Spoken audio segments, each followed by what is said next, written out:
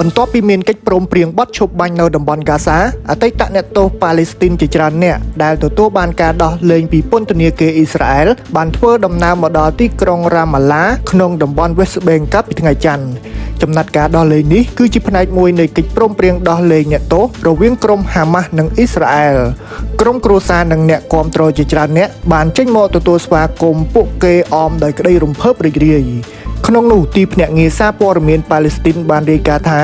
អ្នកទោសចំនួន96នាក់ដែលជាប់ពន្ធនាគារអស់មួយជីវិតឬរយៈពេលវែងត្រូវបានដោះលែងពីពន្ធនាគារ Overs និងបានត្រឡប់មកដល់ទីក្រុងរ៉ាម៉ាឡាវិញហើយ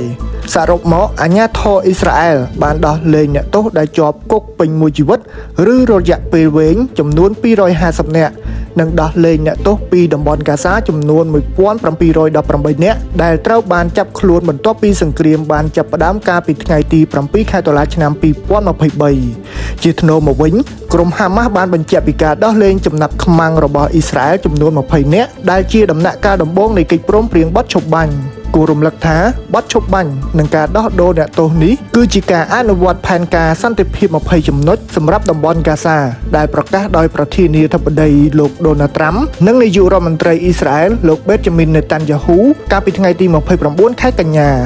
ផែនការនេះអំពាវនាវឲ្យមានការបញ្ចប់ការប្រយុទ្ធគ្នាភ្លាមៗដោះលែងចំណាប់ខ្មាំងដែលនៅសេសសល់ទាំងអស់ធានានៅលំហជំនួយមនុស្សធម៌ពេញលេញចូលទៅតំបន់ហ្គាហ្សានិងលើកលែងទោសឬផ្ដល់ផ្លូវសុវត្ថិភាពដល់សមាជិកក្រុមហាម៉ាស់ដែលព្រមទទួលយកកិច្ចព្រមព្រៀងសន្តិភាពនេះ